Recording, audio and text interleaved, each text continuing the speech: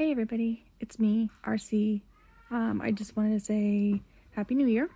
Happy 2020. I hope that this year will be a good year for everybody. I know 2019 was kind of a struggle for a lot of us, but it is a new year. New things are coming, new commitments that I want to stick to, and just kind of growing myself, really starting to get into my meditation, really wanting to work on my gratitude and just self-love and things like that. So this year is going to be a new me. I am working on a few things for myself just to kind of grow as a human being. But I did get a chance to go to a meeting last night. It was one of those meetings where they were going to have a party afterwards, and it was a New Year's Eve meeting. And it was a great meeting. It really, really was such a great meeting. There was probably at least 120 people there. And the topic for the meeting was staying in the day, one day at a time. And I took a bunch of notes throughout the meeting just because there were a lot of wonderful things that everybody kept talking about that I was really resonating with me. So I did take a lot of notes, and I just kind of wanted to read a couple of them just because, they were such, great notes to have. And so one guy was talking about, his AA group, his friends that he's met in the group, and everything that he gains from AA is his richness. His meetings are his treasure chest. And so he was talking about how he's met all these different people and how they all have given him something within his life, and that's his richness. That's his group, that's his treasure chest. And so he went around and just talked about a lot of different people in the group, but it was really cool because he was like, I have a friend here that's got 40 years of sobriety, and they kind of laughed because they knew he was talking about him. And he's gone to so many meetings that he's met so many people that he has created such great relationships, with every single one of them.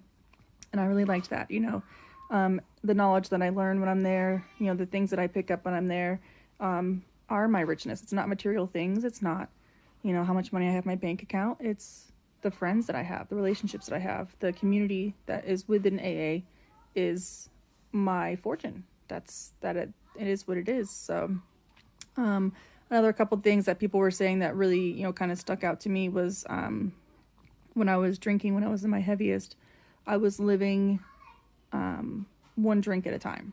I was living in the moment of, how am I going to get money? How am I going to get to the store? How am I going to get my next drink? The mental obsession of it. And so when it comes to AA, the big key thing is one day at a time. Well, at first that's a struggle, especially in early sobriety. That's such a struggle because you're like, how can I do one day at a time? I can't even make it 1 hour at a time. I can't even make it 15 minutes at a time. How am I going to do this? But when I was in my drinking, it was definitely living in one drink at a time. How can I get away? How can I sneak this? How can I, get the next drink in my body without anybody noticing? And if I would just put half of that effort that I did into getting my next drink, into keeping sober for the next 15 minutes, that you're already halfway there. I mean, you'll just be so successful if you just take that effort that you put into living from drink to drink to living from minute to minute. I mean, right there, you've got sobriety beat. You really do. You've got the alcohol kicked. If you just did half of the effort, what you normally did. And a lot of people were talking about how in the very beginning they just kind of struggled with it again, and so they would just start with crawling. One guy had actually said something that I thought was great. He said, sobriety by the yard is hard, but by an inch is a cinch. And I was like, that's kind of cool. I like when they have little sayings and things like that kind of come up that everybody's like, oh, that's pretty funny, and it does stick with you. It does stick with you. And so you start to think about that, and you're like, oh, sobriety by the yard is hard, And one guy was talking about how he does live in the day, and, you don't want to try and live in the future because you're thinking too far ahead, and you can start really getting anxious, and you can really start overthinking a lot of things, and you start to worry, and you start thinking about the things that could possibly happen, the things that may happen, and usually 99% of the time they never actually do. And so, depression is living in the yesterday, and anxiety is living in tomorrow. And that was another one of those sayings that I was just like, wow, holy gosh, that really is true. if you rethink about your day from yesterday, you're going to think about all the bad things that happened, or the things that you wish you could have done better, or the things that you wish you hadn't said, and if you start thinking about tomorrow, you're going to get nervous, you're going to worry, you're going to get anxious for the day, and there's really no point in it, because it's taking up a lot of brain space, it's taking up a lot of your energy. So depression is living into yesterday, and anxiety is living in tomorrow. And so that was another one of the really great things that I wrote. And so, they talked about, just kind of like being a better person and things like that. And they just said, concentrating on being a good person for today, and all of the good things will start happening to you. The more you come back to these rooms, the stronger your faith will get. And I really, truly believe that. The more I go to AA, the better I feel. During Christmas time, I did miss a couple meetings just because of the holidays, and a lot of the places that we were going to where they had the meetings were closed because of the holidays, and I had a couple kids that got sick, and so my house was just like in an uproar the entire time. And so I did miss a few meetings, and then when I got back, I was like, I miss this. Like, if I don't go to meetings, like, I can definitely feel it.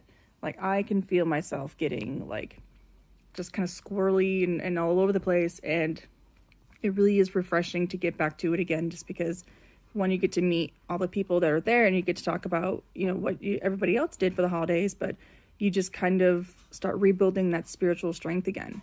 And I really enjoy going to these AA meetings. They just kind of reset me. They reset me with my higher power, and they just they make me feel good for the day. What I've done for my sobriety today is not going to work for tomorrow, and I need to work on my sobriety every single day, and that's what I'm going to be working on. So,